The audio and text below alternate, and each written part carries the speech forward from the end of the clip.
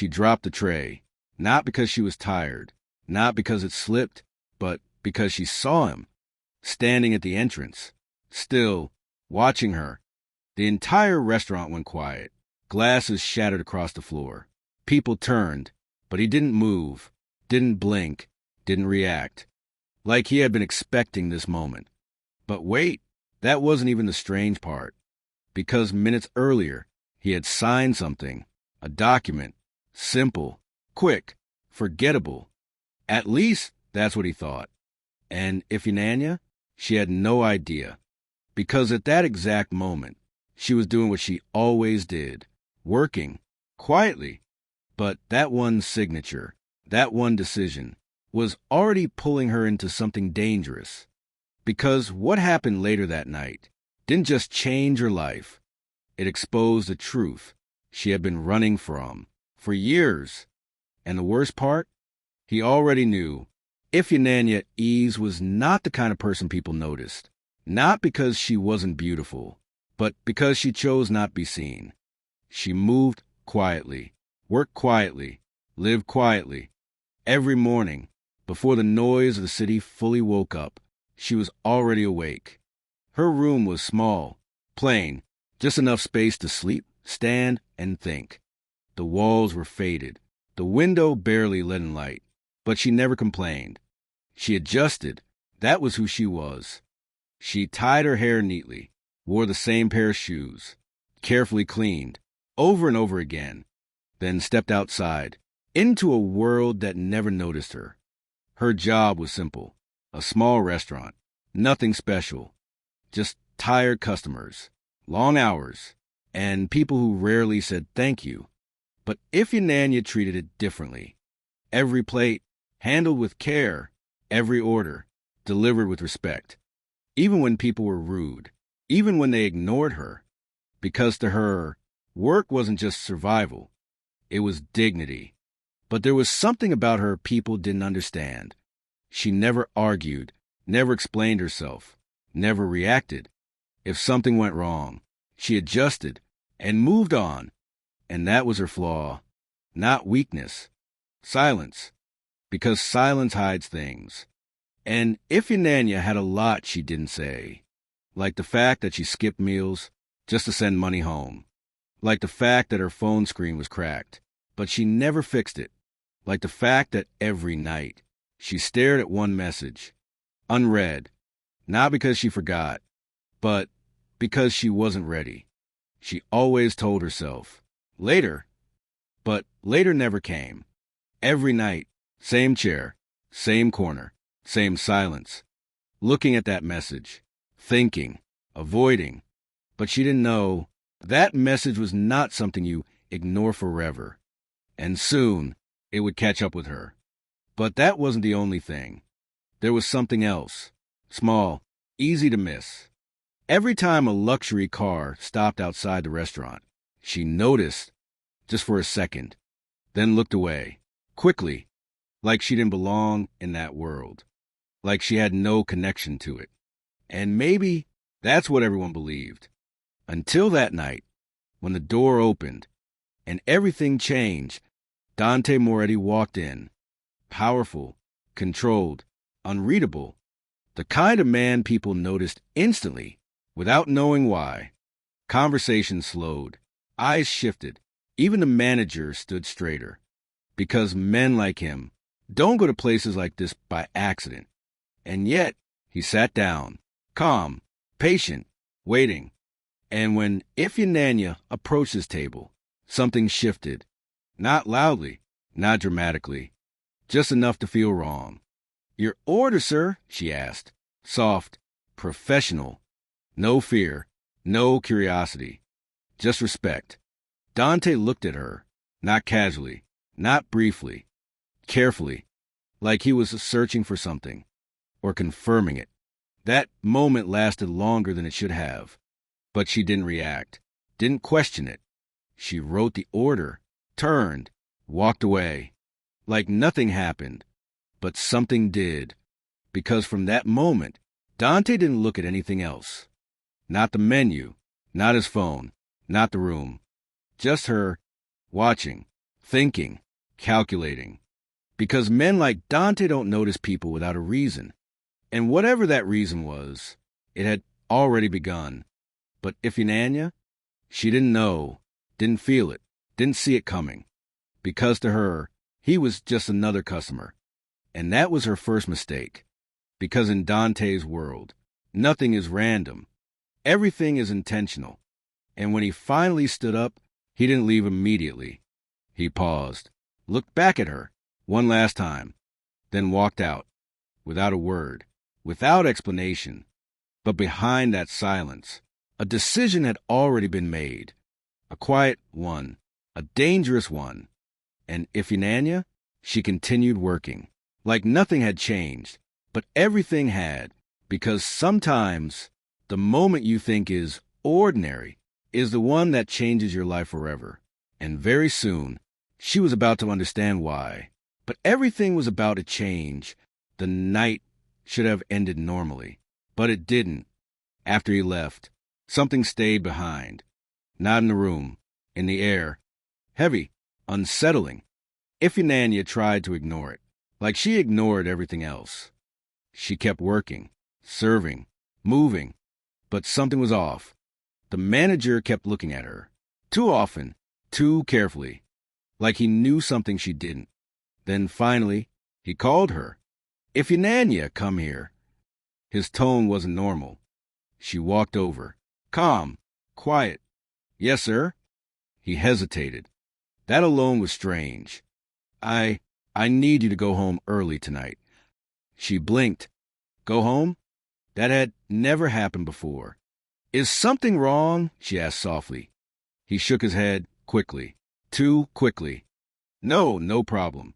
Then he lowered his voice. Someone already paid for your shift. Silence. That didn't make sense. Paid for me? He nodded, avoiding her eyes. Yes. Pause. Then he said you should leave. That's when something inside her shifted. Not fear, not yet, but awareness. Because people don't pay for strangers to leave work. Not without a reason. Who? She asked. The manager swallowed, then said it. That man. No name, but she didn't need one. She knew, and that's when it happened. Her phone vibrated. Once, twice, then again. She froze, because she already knew what it was. The message, the same one, unread, waiting, every night. And now, it was calling again. But she didn't pick up. That was her mistake. Because outside, a car engine was already running, waiting, like the decision had already been made. Before she even realized she had won, she should have stayed. She should have asked questions. She should have said no, but she didn't, because that's who she was. She adjusted. Okay, she said quietly. No argument, no resistance. And just like that, she stepped into something she didn't understand. She removed her apron, folded it neatly, placed it where it always stayed. Routine, safe, normal. But nothing about this was normal, because the moment she stepped outside, the world felt different, quieter. The streetlights flickered softly. Cars passed, but everything felt distant. Then she saw it. The car. Black. Still. Waiting. Engine low. Lights dim. Like it had been there for a long time. Waiting for her. Her steps slowed. Something inside her said, "Don't go closer." But she did, because she needed answers. And that's when the door opened. Not automatically. Deliberately. By him. Dante. Standing there again. Closer now. Too close. You're leaving early, he said. Calm. Controlled. Not a question. A statement. She nodded slowly. Silence. A long one. Then he held something out. An envelope. Thin. Plain. No name. No markings. This belongs to you. Her eyes dropped to it. But she didn't take it. Not immediately. Because something inside her, for the first time, didn't feel calm. What is it? She asked. Dante looked at her again. That same look. Focused.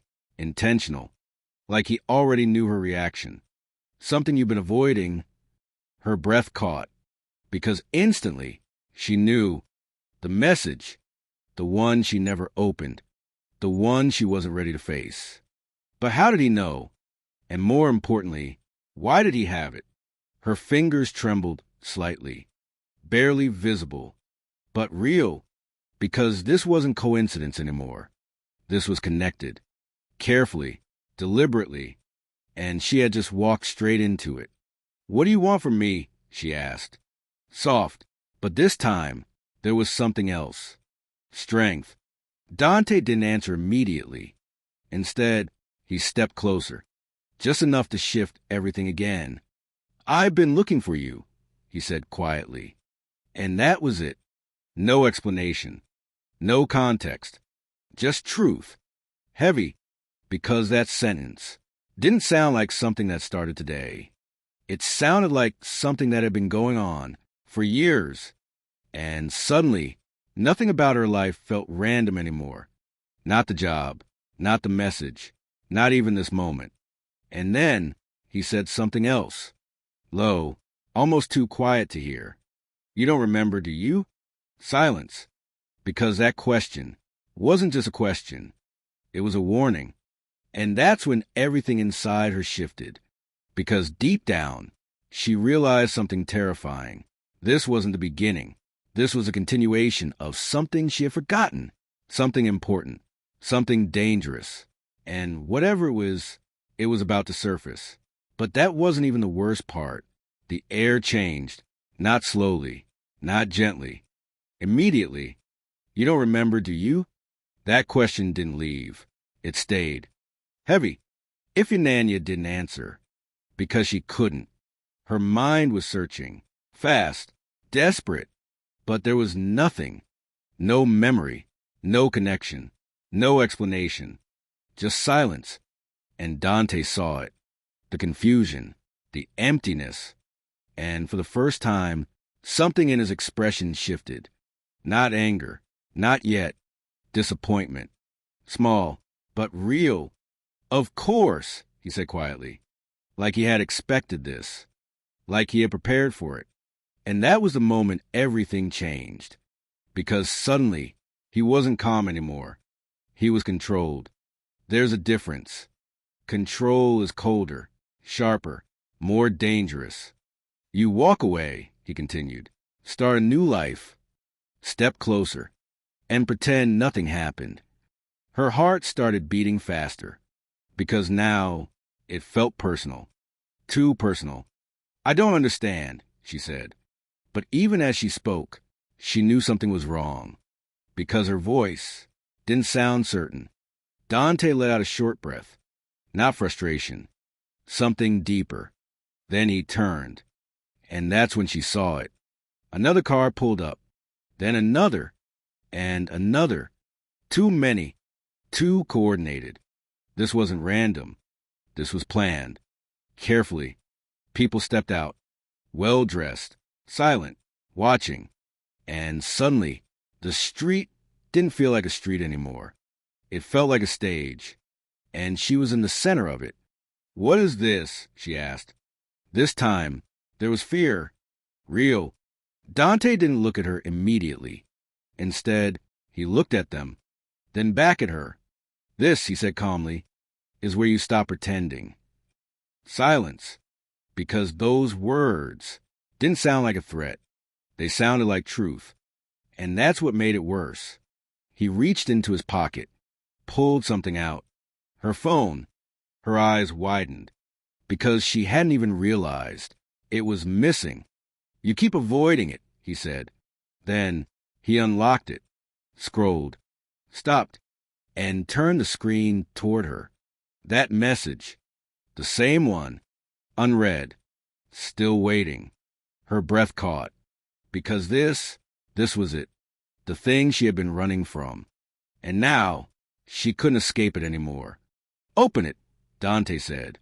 Not loud, but final. Her fingers didn't move. Because deep down, She already knew something.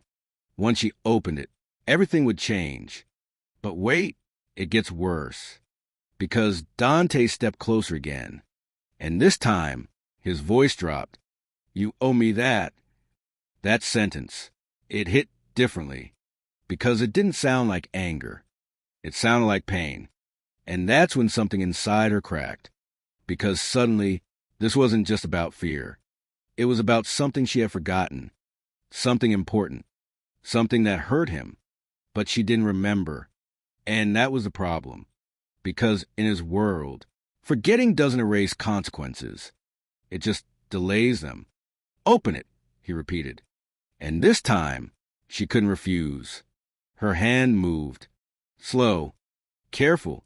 Like she was about to touch something dangerous. Because she was. Her finger hovered over the screen. Just one tap. That's all it would take. One moment. One decision. And everything she had been avoiding would finally surface. Her chest tightened. Because suddenly, she wasn't just afraid of the truth. She was afraid of what it would take from her. Because some truths don't just reveal things. They destroy things. Slowly, she tapped. The message opened. Silence. No sound. No movement. Even the people around them stopped, watching, waiting. Because whatever was inside that message, it mattered. And then she read it. Her eyes moved, slowly, line by line. And then they stopped, because the first sentence alone was enough. "You were never the one who betrayed me." Her breath caught, because instantly something inside her shifted. Not fully, but enough. Fragments, pieces, memories trying to return, but not complete. Not yet.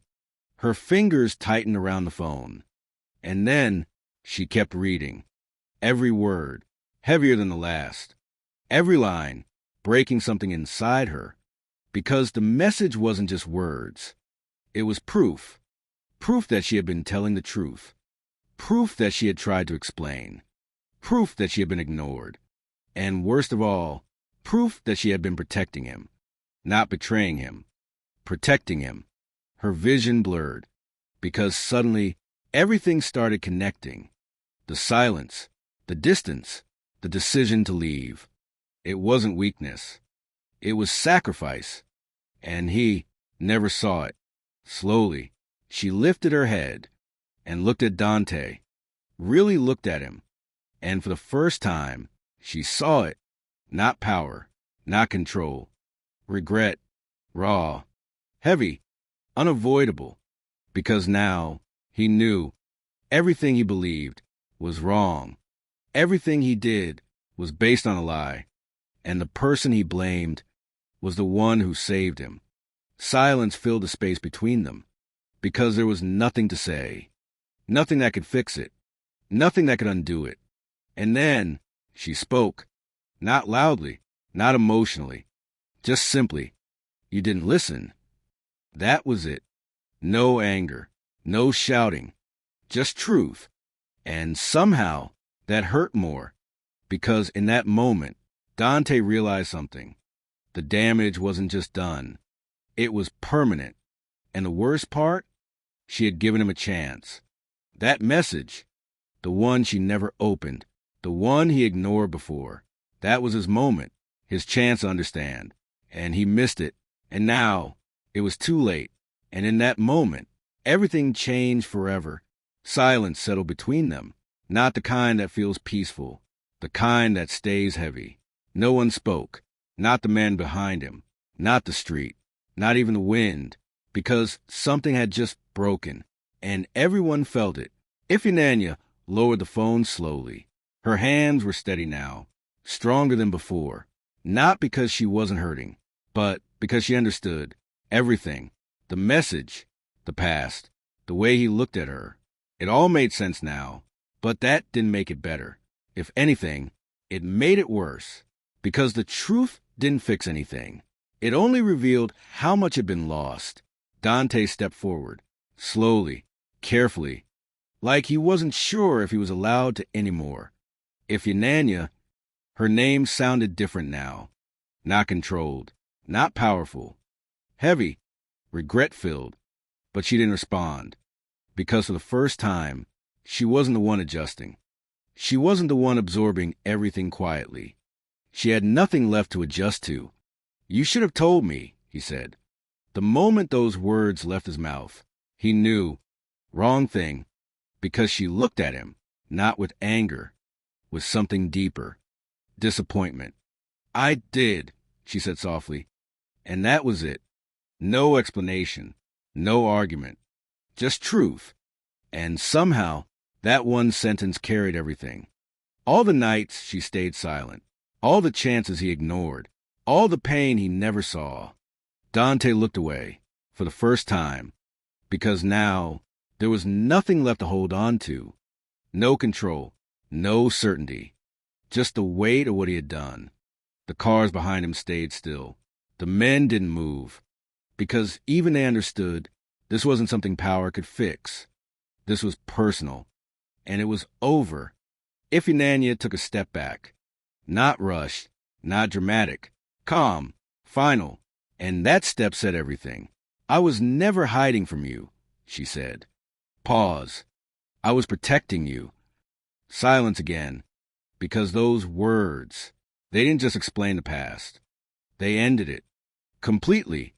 Dante didn't move, didn't speak, because now there was nothing left to say. No apology would be enough. No explanation would change anything, because some mistakes don't get fixed. They stay, and this was one of them. Ifeananya turned, not slowly, not hesitantly, just naturally, like someone who had already made peace with a decision, and she started walking, away from him, away from everything. No looking back, no hesitation, just forward. And that was the moment he understood. He didn't lose her that night. He had lost her a long time ago. He just didn't realize it. And now, he finally saw the truth. Too late. The street felt emptier now, even with all the cars, all the people, because the one thing that mattered was gone. Dante stood there, still, silent, watching her disappear into the distance. And for the first time in a long time, he didn't feel powerful. He felt human, and that was worse, because power can protect you. But regret stays, forever. Sometimes, the people we doubt the most are the ones who loved us the deepest. And sometimes, by the time we realize the truth, it's already too late. What would you have done if you were him?